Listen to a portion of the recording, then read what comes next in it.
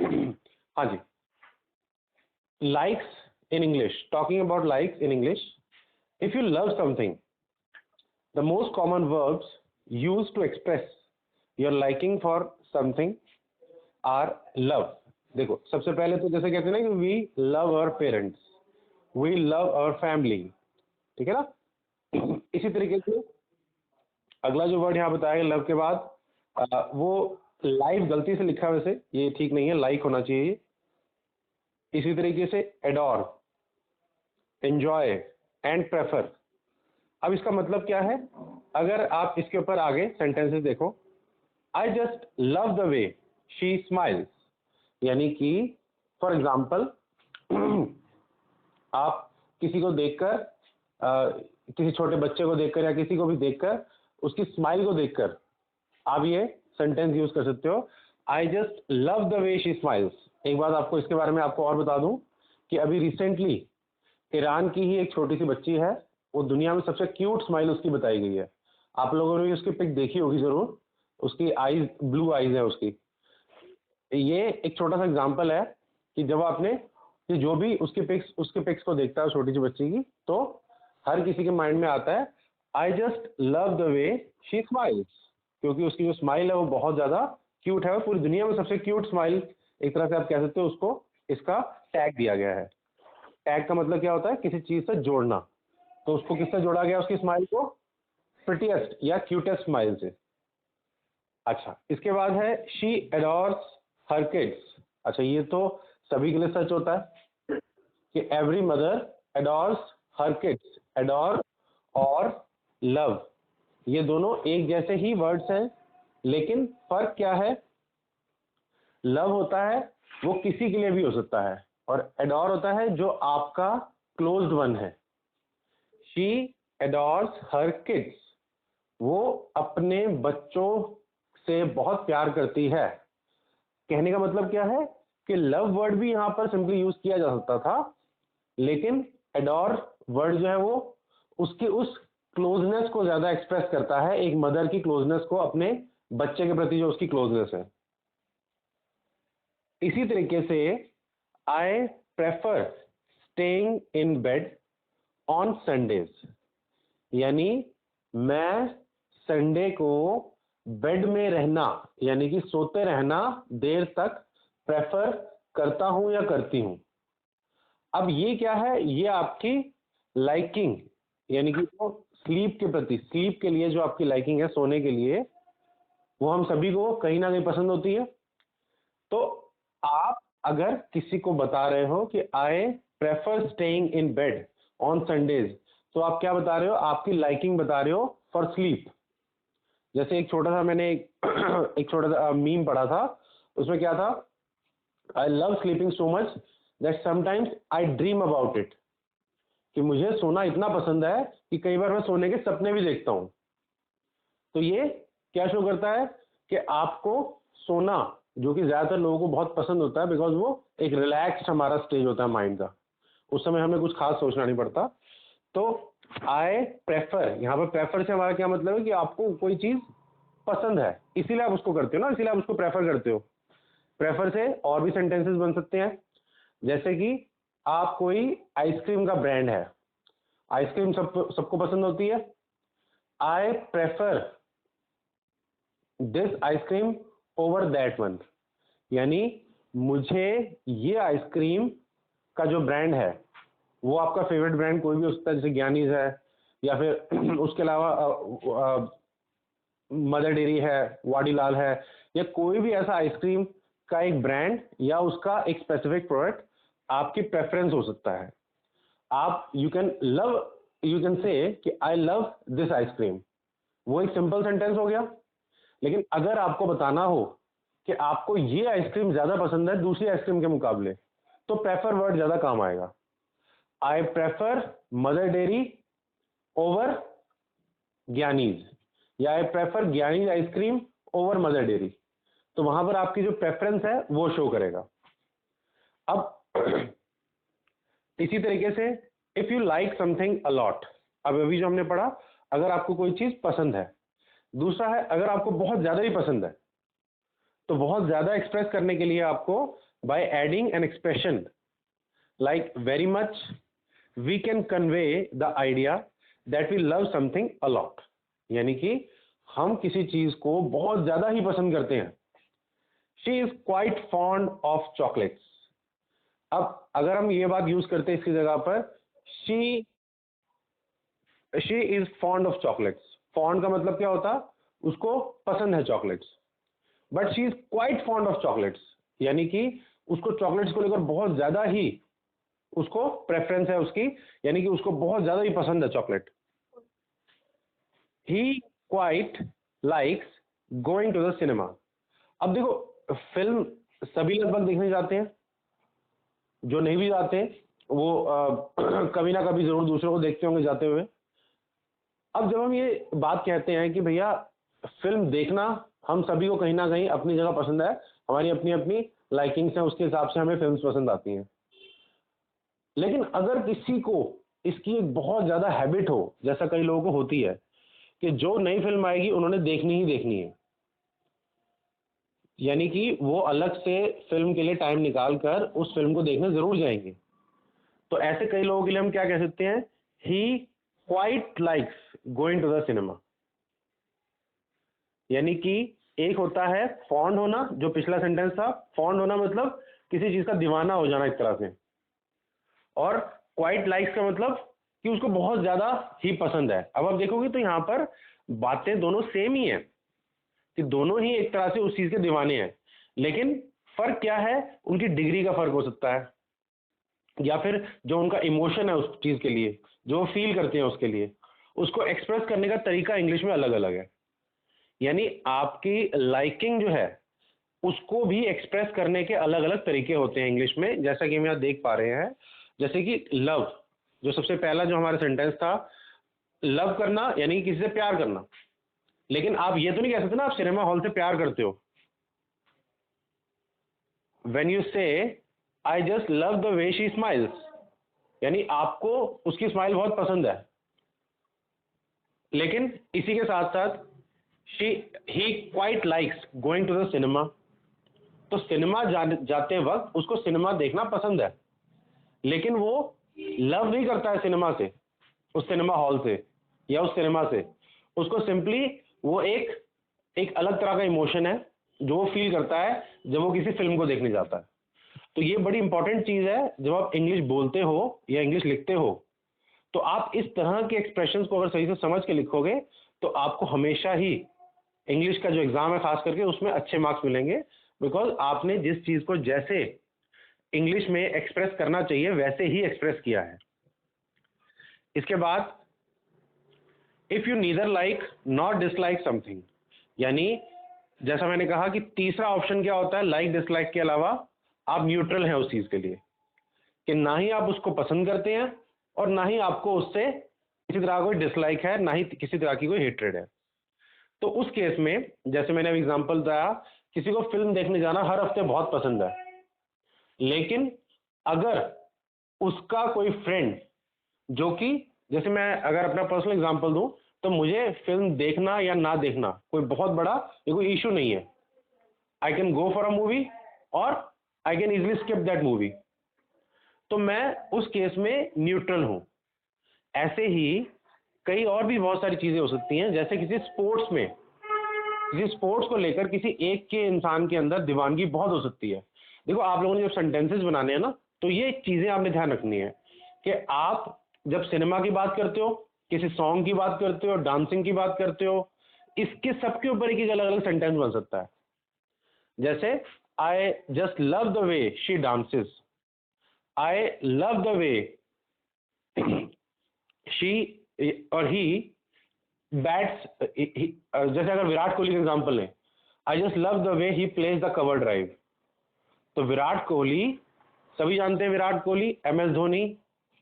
ऐसे ही स्पोर्ट्स के अलावा कुछ चीजें जहां पर एलिगेंस होती है, एलिगेंस का मतलब क्या होता है, कोई चीज दिखने में बहुत ही शानदार लगे, तो वहां पर आप उसको अप्रिशिएट करने के लिए आप कह सकते हो आई जस्ट लव द वे। जैसे हमने स्माइल को अप्रिशिएट किया तो हमने क्या बोला, आई just love the way she smiles.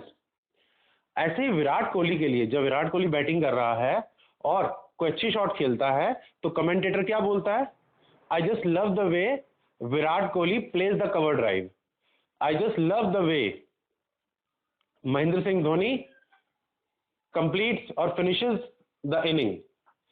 तो ये क्या है, लव द वे का मतलब, देखो ये एक ही बातें हैं लेकिन इनको अलग अलग जगह पर अलग अलग तरीके से एक्सप्रेस किया जाता है। अब इसी तरीके से जैसे मैं वापस आता हूँ, if you neither like not dislike something, तो इसमें क्या हो गया, I don't mind is the most common structure used to express this idea. If you don't mind doing something, you neither like it nor dislike it.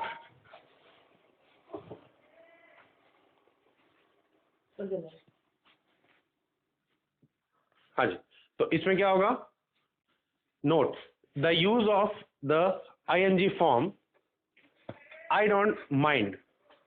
जैसे इसमें example I don't mind के साथ ing लग जाएगा, जो भी आपकी activity है यहाँ पर, जो आपका वर्ब है, क्रिया जो हो रही है, आई don't mind watching cartoon shows, यानी मुझे कार्टून शोज देखने में किसी तरह की कोई प्रॉब्लम नहीं है, लेकिन ये इससे ये शो हो रहा है कि कार्टून शोज मेरी कोई बहुत खास प्रेफरेंस भी नहीं है, और अगर कार्टून शो आ भी रहा हो तो भी मुझे कोई ऐसी प्रॉब्लम नहीं है देखने में, मैं दोनों में ही ओके हूँ। आई don't mind doing the house work, घर का काम करने में मुझे कोई दिक्कत नहीं है, यानी घर का काम हो तब भी मुझे दिक्कत नहीं है, और अगर ना भी हो तो मुझे कोई स्पेशल लाइकिंग नहीं है घर का काम करने के लिए, मैं आसानी से बैठकर कुछ और कर सकता हूँ या कर सकती हूँ। लेकिन अगर घर का काम है, जैसे कई लोगों को खाना बनाना, कुकिंग करना बहुत ज़्यादा प्रेफरेंस होती है, यानी कि उनको they just love cooking, they love cooking, और आप इसको किसी और तरीके से अगर एक्सप्रेस करना चाहो, she like cooking a lot, like मतलब उसको पसंद है, इसी को एक्सप्रेस करने के लिए she loves cooking food for her family, यानी उसको अपनी फैमिली के लिए खाना बनाना बहुत पसंद है, तो ये उसकी प्रेफरेंस है, यानी कि ये उसकी लव है उसका कुकिंग के लिए, और वो कुकिंग जो है वो सिर्फ अपनी फैमिली के लिए अगर प्रेफर करती है ये करता है। इसी तरीके से हो सकता है कि कोई एक शेफ है जो एक होटल में खाना बनाता है या किसी रेस्टोरेंट में खाना बनाता है, तो ये उसका पैशन हो सकता है खाना बनाना, कुकिंग करना। अब वैसे कई लोग सरप्राइज हो जाते हैं कि कुकिंग करना पैशन कैसे हो सकता है, बट ये पैशन होता है, तभी मास्टर शेफ जैसे शोज जिसमें लोग इतना स्ट्रेस लेवल पे वहाँ पर पार्टिसिपेट करते हैं, और ये शो करता है कि वो कुकिंग को लेकर कितने पैशनेट हैं, अदरवाइज इतने बड़े लेवल पे वो लोग कभी भी परफॉर्म नहीं कर पाएंगे अगर वो पैशनेट ना हो। ठीक है, तो एक फर्क सबको समझ में आ रहा है कि पैशनेट होना और किसी चीज को सिंपली सिर्फ लाइक करना, इसमें भी फर्क होता है, क्योंकि जब आप किसी चीज को नॉर्मल लाइक करते हो, नॉर्मली लाइक करते हो, तो आप उसको करते हो अपने एंजॉयमेंट के लिए, लेकिन जब आपका पैशन होता है ना, तो फिर आप उसके लिए अपना मन नहीं देखते, मूड नहीं देखते कि आपका मन है या नहीं उसको करने के लिए। आपका पैशन है, सचिन तेंदुलकर पैशन है बैटिंग, क्रिकेट खेलना पैशन है, रात के 2 बजे भी उठा दोगे तो उठ के प्रैक्टिस करने के लिए तैयार हो जाएगा, तो he just loves batting. Sachin Tendulkar के बारे में ये कहा जाता है, he just loves batting, he can bat for hours, यानी वो कई घंटों तक बैटिंग कर सकता है। लेकिन हम में से बहुत सारे लोग ऐसे होंगे जो थोड़ी ही देर में बोर हो जाएंगे, और कुछ लोग ऐसे होंगे जिनको अगर हम कहें आज वो क्रिकेट खेलते हैं तो वो कहेंगे ओके चलो चल लेते हैं, लेकिन अगर उनको कोई नहीं पूछेगा तो वो उठकर खुद बहुत ज़्यादा एफर्ट नहीं करेंगे उसके लिए, और वो अपनी नींद खराब नहीं करना चाहेंगे, तो वो लोग क्या होंगे इस मामले में न्यूट्रल होंगे। ऐसे ही कोई सिंगिंग को लेकर किसी को पैशन हो सकता है, डांसिंग को लेकर पैशन हो सकता है, ड्राइंग को लेकर पैशन हो सकता है, किसी को मैथ्स में पैशन हो सकता है, मैथमेटिक्स में भी लोग कई होते हैं जिनको बहुत ज़्यादा पैशन होता है, वो मैथमेटिक्स में नई नई चीज़ें जो है लगातार ट्राई करते रहना चाहते हैं। लेकिन बहुत सारे लोग ऐसे होते हैं जो मैथ्स को खास पसंद नहीं करते, आप में से भी कुछ लोग होंगे जिनको खास मैथ्स पसंद नहीं होगा, और बहुत सारे लोग ऐसे भी होते हैं जो न्यूट्रल होते हैं कि चलो अगर पढ़ाई करनी है, मार्क्स लेने हैं तो हम मैथ्स पढ़ लेते हैं, लेकिन अगर ज़रूरत नहीं होगी तो हम अलग से बुक्स खरीद कर नहीं लाएंगे और अलग से उसके बैठ के प्रैक्टिस नहीं करेंगे। जब ज़रूरत होगी तो हम लोग न्यूट्रल होंगे, हम उसको पढ़ भी लेंगे। और लेकिन कुछ लोग ऐसे भी होंगे जिनको उससे बहुत ज़्यादा प्रॉब्लम होगी, जब ज़रूरत भी होगी तब भी वो उसको करना नहीं चाहेंगे।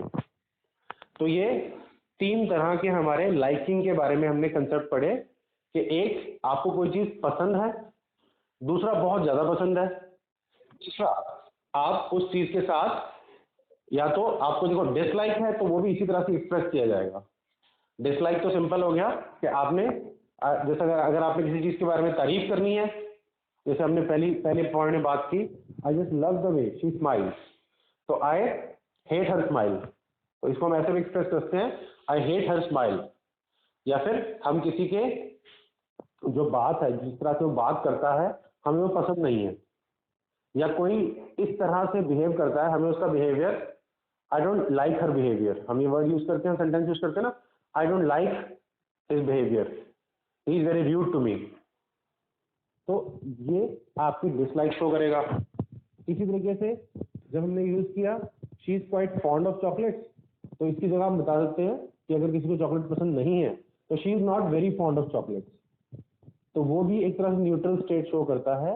या फिर अगर हम ये कहते हैं she is not at all fond of chocolates, जैसे मान लो मेरे घर पे मेरे रिलेटिव्स आए मेरे लिए चॉकलेट लेकर, या हमारे घर पे छोटी गुड़िया उसको लेकर चॉकलेट लेकर मेरे रिलेटिव्स आए, तो उन्होंने जब ये चॉकलेट्स हमें दी तो हमने उनको बताया अरे अरे she is not at all fond of chocolates, तो फिर सामने वाले को हमने क्या मैसेज सेंड किया कि उसको तो चॉकलेट्स पसंद ही नहीं है बिल्कुल, ठीक है ना।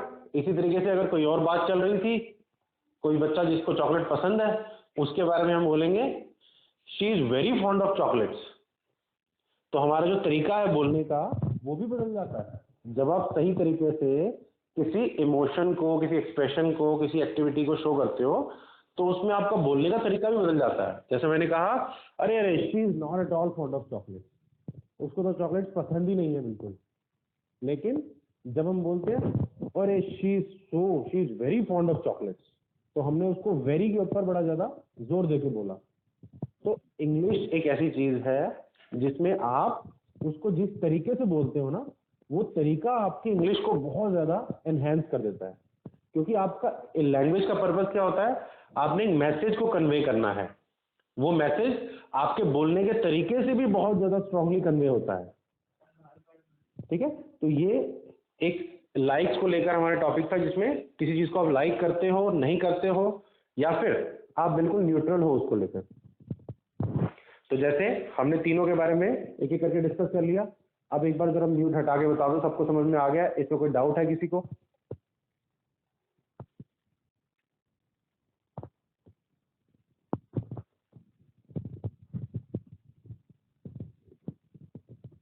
हेलो,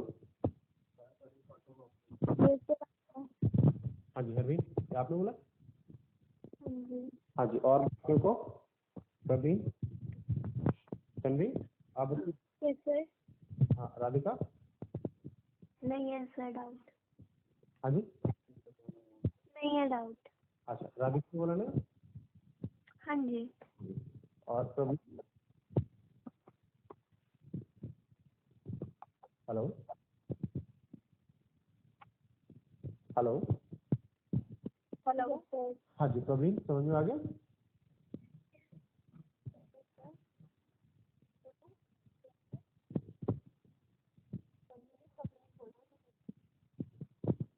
हाँ जी, प्रवीण का रिप्लाई नहीं आया अभी? Yes sir. हाँ जी ठीक है प्रवीण। मुझे सर समझ आ गया बहुत अच्छे से। ओके, फिर मैंने जो आपने एग्जाम्पल दिए साथ साथ समझाते हुए वो भी नोट किए हैं। हाँ जी उस पर ये रीड आउट करेगी, इसको और अच्छे से पक्के हो जाएंगे। हाँ जी। और बाकी इसके नेक्स्ट अभी क्लास सर ओवर हो गई है या नेक्स्ट कुछ आप मैम अभी नेक्स्ट टॉपिक थोड़ा सा मैं डिस्कस करूंगा, बस आप ना ये कर लीजिएगा, सभी जिसको भी जिसमें अगर डाउट लगे ना, ये सेंटेंसेस बनाने से पहले एक बार ना ऑडियो जरूर सुन लीजिएगा, जो मैंने रिकॉर्डिंग करवाई है ना अभी उसको। रिकॉर्डिंग कर ली है सर। हाँ जी, मैं हाँ तो एक बार तो वो एग्जाम्पल्स लिखने में हेल्प करेगी, और सबका ये होमवर्क रहेगा कि जो भी हमने यहाँ पर सेंटेंसेस यहाँ पर बोले हैं, वो सेंटेंसेस जितने मैक्सिमम सेंटेंसेस आप बना पाओ, फिर उसको मुझे सेंड कर दीजिए, वो ग्रुप में ही सेंड कर देंगे सभी, ताकि एक दूसरे के सेंटेंसेस को भी देखकर थोड़ा और आइडिया मिल जाएगा सबको। हाँ जी सर, ठीक है। अभी जो जैसे साथ साथ में लिखे हैं हाँ। वो भी सेंड कर सकते हैं आपको या नहीं? वो तो वैसे आपने ही बताए हैं, सभी सुन रहे होंगे, मतलब उसी में से हेल्प लेके रिलेटेड, जैसे कि। हाँ, आप ना एक बार फाइनली जब आपको लगे ना कि हाँ जी मेरे से इतने ही सेंटेंसेस बच्चे से बन रहे हैं, उसके बाद सेंड करा दीजिएगा, ताकि एक फाइनल मेरे सामने आ जाए कि बच्चे ने ये लिख लिया है, और बाकियों को भी फिर वो देखने को मिल जाएगा, तो उनको भी थोड़ा मोटिवेशन मिलेगा उससे। हाँ जी, मैं सर सारे टॉपिक पे 3-3 सेंटेंसेस लिखवा के इससे आपको व्हाट्सएप कर दूंगी। हाँ, जितने हो सके मैक्सिमम, बाकी जगह छुड़वा दीजिएगा, दो पेजेस छुड़वा दीजिएगा हर टॉपिक पे, क्योंकि आज नहीं तो कल या फिर दूसरे बच्चों को एग्जाम्पल देखकर भी आप एक दूसरे से नोट कर सकते हैं, क्योंकि वो आपके पास अपने रजिस्टर में सेव रहेगा ना, तो वो काफी हेल्प करेगा कल को। ओके सर, जी सर। ठीक है, अब आगे चलते हैं अगले टॉपिक पर। नेक्स्ट टॉपिक भी हमारा बड़ा ही सबका फेवरेट टॉपिक होता है, किसी से मिलना। हम सब अब कोरोना की वजह से जो है एक दूसरे से ज्यादा। हेलो। हाँ जी मैम, हाँ जी। हाँ जी सर, अब हो गई, ठीक है। हाँ, तो मैं ये कह रहा था, नेक्स्ट टॉपिक है हमारा phrases you can use when arranging to meet someone. ये सबको मिल गया, ये टॉपिक सामने ही है। दूसरा टॉपिक है हमारा, क्या आपने सर अपने जो इमेज भेजी थी उसमें ही था? हाँ जी मैम, व्हाट्सएप में एक बार ना व्हाट्सएप ग्रुप पे फिर से एक बार उसको रीसेंड कर देता हूँ, वो एक बार सबको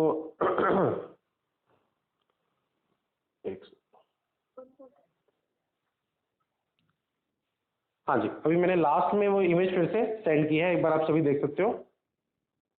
हाँ जी सर, मिल गई। हाँ जी, आप अरेंजिंग टू मीट समवन। हाँ जी, हाँ जी, ये तो आई होप सबको ये मिल गई है इमेज। हाँ जी सर। ओके, हाँ जी, चलो आगे स्टार्ट करते हैं। अब बेसिकली जैसा मैंने कहा कि टॉपिक्स ऐसे आपने शुरू शुरू में चुनने हैं जो कि आपको पसंद है, जिनसे आप आसानी से रिलेट कर सकते हो, बिकॉज लैंग्वेज का पर्पज ही यही है कि आपकी जो लाइफ में चीज़ें होती हैं रेगुलर बेसिस पर, आप उनके बारे में जितना डिस्कस करोगे, आपका माइंड उतनी ही जल्दी रिस्पॉन्ड करेगा उन चीज़ों को सीखने और प्रैक्टिस करने के लिए। तो जैसा मैंने कहा, हम सभी का बड़ा ही एक फेवरेट टॉपिक होता है दूसरों से मिलना। सोसाइटी में हमारे फ्रेंड्स हैं, हमारे रिलेटिव्स हैं, हमारे क्लासमेट्स हैं, हमें सबको एक दूसरे से मिलना बहुत पसंद होता है। Man is a social animal. इंसान जो है वो हमेशा एक सोसाइटी का पार्ट बन के रहना चाहता है, वो कभी नहीं चाहता कि सोसाइटी से वो अलग हो जाए। तो दूसरों से मिलना हम सभी को अच्छा लगता है और इससे हमें साइकोलॉजिकल सेटिस्फैक्शन मिलती है। तो उसके लिए हम जैसे मैंने कहा कि आजकल तो खैर मिलना बहुत कम हो गया है सबका, लेकिन कुछ सेंटेंसेस हैं जो हम नॉर्मल लाइफ में आगे भी यूज करते रहेंगे जब ये सब ठीक हो जाएगा। तो सबसे पहला ही सेंटेंस है, are you free this evening, और are you free tomorrow, are you free this weekend, और are you free next week. तो कोई भी ऐसा टाइम हो सकता है कि आप अपने किसी फ्रेंड से, अपने किसी क्लासमेट से, किसी रिलेटिव से, किसी से भी, या अपने पेरेंट से आप ये पूछ सकते हो कि आपको एक बात करनी है, क्या आप फ्री हो, या हमने फिल्म देखने जाना है, या हमने खेलने जाना है, या हमने स्टडी करनी है, या हमने कुछ ऐसा नया सीखना है, क्या उसके लिए आप फ्री हो। Are you free this evening और टुमारो और दिस वीकेंड और नेक्स्ट वीक। ये तो बड़ा सिंपल सेंटेंस है। और इसी को अगर हमें थोड़ा सा अलग तरीके से इंग्लिश में बोलना हो, तो जैसे यहाँ पर बताया गया है, are you up to anything this evening और टुमारो। अगर हम इसमें इवनिंग का एग्जांपल लें, are you up to anything, यानी कि अप टू एनीथिंग का मतलब कि क्या आप आज कुछ करने वाले हो शाम को। अगर हाँ तो ठीक है, अगर नहीं कुछ कर रहे तो हम मिलकर ये चीज कर सकते हैं। इसी तरीके से, have you got any plans for this evening, तो ये भी एक तरीका है पूछने का किसी को। फॉर एग्जाम्पल, अगर मुझे किसी अपने किसी फ्रेंड से कुछ हेल्प चाहिए, फॉर एग्जाम्पल मुझे गार्डनिंग के लिए अपने किसी फ्रेंड को इनवाइट करना है कि वो आए हमारे घर और हम अपने गार्डन को अच्छे से डेकोरेट करें और गार्डन के लिए जो भी ज़रूरी चीज़ें हैं वो करें। तो हम उससे पूछ सकते हैं have you got any plans. अब ये बड़ा इंपॉर्टेंट है पूछना, बिकॉज आप ये इम्पोलाइट वे हो जाएगा आपका अगर आपने सीधा सीधा बोल दिया कि आ जाओ मेरे घर शाम को हम ये करेंगे। उससे पहले आपको पोलाइटली रिक्वेस्ट करके एक तरह से इंक्वायर करना चाहिए कि आपका कोई प्लान तो नहीं है शाम को। अगर प्लान है तो कोई बात नहीं, हम फिर कभी मिल लेंगे। अगर प्लान नहीं है और आप फ्री हो तो हम लोग आज शाम को मिलकर ये काम कर सकते हैं।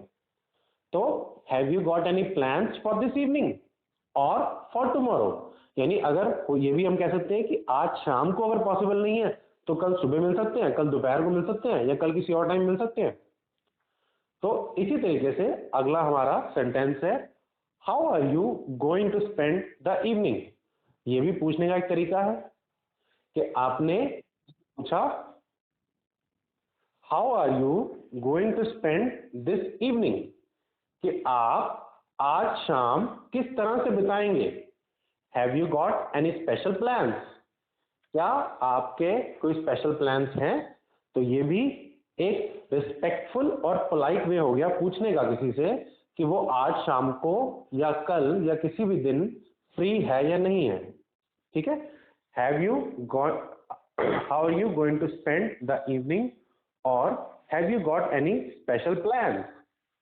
Next, what are you doing tomorrow afternoon, आप कल दोपहर को क्या कर रहे हो।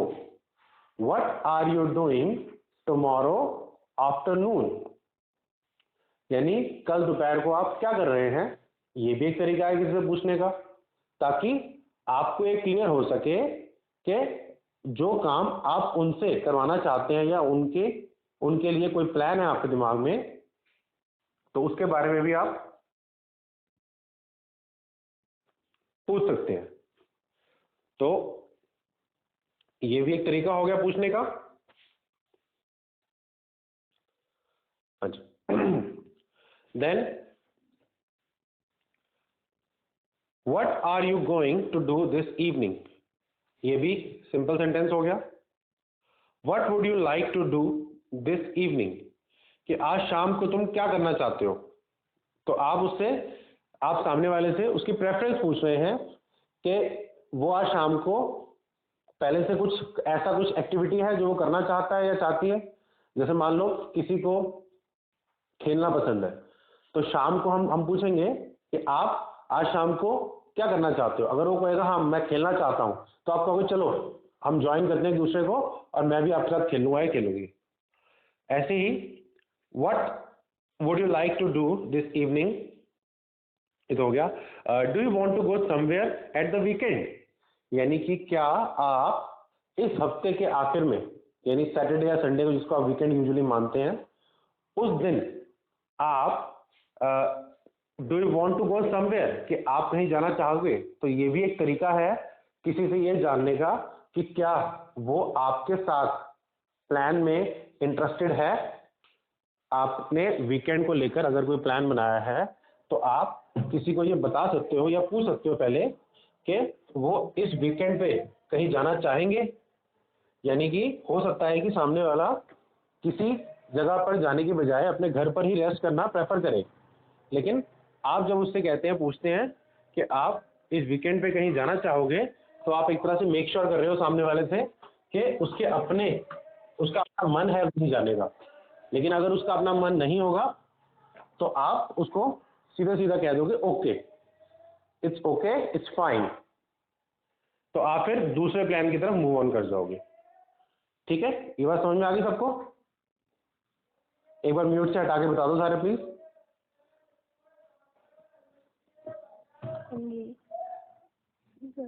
हाँ जी, ठीक है। हाँ जी सर, ये प्रवीण बोल रही है, समझ में आ गई है। जो पॉइंट्स आपने पाए हैं सर वो भी नोट डाउन कर लिए। ओके मैम, दोनों टॉपिक पे। ठीक है मैम, आज के लिए बस फिर मैं यही इतना ही फिनिश कर रहा हूँ। ठीक है, तो आप लोग पहले अच्छे से इसको सुन लेना, रिवाइज कर लेना, सेंटेंसेस बना लेना, फिर नेक्स्ट क्लास हम परसों करेंगे। तो इसमें एक दिन का गैप अभी मैं रखूँगा क्लासेस में, क्योंकि आप हाँ प्रैक्टिस भी कर पाओगे और जो कुछ डाउट्स होंगे वो इकट्ठे कर लेना, और जो आप लिख के दिखाओगे वो एक बार मैं चेक करके फिर आप सबको बता दूंगा कि किसकी कहाँ कहाँ पर मुझे इम्प्रूवमेंट की जरूरत लग रही है। और प्लीज़ पहले से एडवांस में बता देता हूँ, जो भी जिसके लिए पॉसिबल है वो इसके ऊपर टॉपिक्स भी बना सकते हैं। जैसे कि आप कोई अपने आप से एक पैराग्राफ तैयार कर सकते हो जिसमें ये सारे वर्ड्स का यूज हो रहा हो। अभी तो खैर शुरुआत है, तो आप एक ही तरह के ही अभी आपने एक्सप्रेशन को सीखा है, तो उसी को बार बार रिपीट करने का तो फायदा नहीं होगा पैराग्राफ में। बट आप ये कोशिश कर सकते हो कि अच्छे सेंटेंसेस अलग अलग कंडीशन से बनाओ, थोड़ा दिमाग दौड़ाओ, सोचो कि किस कंडीशन में ये अप्लाई हो सकता है। हो सकता है कि आप किसी रेलवे स्टेशन पे खड़े हैं, आप इमेजिन करें आप किसी रेलवे स्टेशन पे खड़े हैं, क्योंकि देखो आप जितना इमेजिन करोगे उतना ही आपकी रियल लाइफ में ये सिचुएशंस काम आएंगी, क्योंकि आपकी इमेजिनेशन में वही चीजें आएंगी जो आप लाइफ में यूजुअली कभी ना कभी यूज करते हो। और इंग्लिश सीखने का फायदा तभी है, या कोई लैंग्वेज सीखने का फायदा तभी है, जब उसकी जरूरत हो तो वो आपके दिमाग में आ जाए। तो आपके दिमाग में अलग अलग सिचुएशंस, आप इसके लिए काम कर सकते हो, जैसे सिचुएशंस का एक हेडिंग बना लो, उसके नीचे अलग अलग सिचुएशंस आप लिखते जाओ, और उन सभी सिचुएशन में ये सेंटेंसेस किस तरह से यूज होते। आप अपने फ्रेंड्स का नाम लिख सकते हो, अपने रिलेटिव्स का, अपने पेरेंट्स से बात करते हुए, अपने भाई बहन से बात करते हुए, किसी से भी बात करते हुए आप इस तरह के सेंटेंसेस तैयार कर सकते हो कि आपने अपने फ्रेंड को ये बोला, आपने अपनी सिस्टर को, अपने ब्रदर को ये बोला, आपने अपने मदर, अपने फादर से ऐसे पूछा। तो ये इस तरह की, जैसे आप लाइक के बारे में मैंने आपको बताया, तो हम यूजुअली कहते हैं कि mamma I just love this ice cream. आपने कोई आइसक्रीम आइसक्रीम पार्लर देखा और आपने उस समय अपनी मदर से क्या बोला, आपकी मदर ने आपको क्या बोला, आपके फादर को आपने क्या पूछा, आपके भाई बहन को क्या बोला, आपके फ्रेंड्स को क्या बोला। तो ये सिचुएशंस, देखो English is all about situations, कि जब सिचुएशंस आती हैं तब हमारे मुंह से वो बात निकलनी चाहिए जो सही एक्सप्रेशन है। तो वो तभी होगा जब आप उसको पहले से ही रेगुलर प्रैक्टिस करोगे, तो वो और अच्छा हो जाएगा। लेकिन कोई स्ट्रेस नहीं लेना इसके लिए, बड़े आराम से सोचना है कि आप किस सिचुएशन में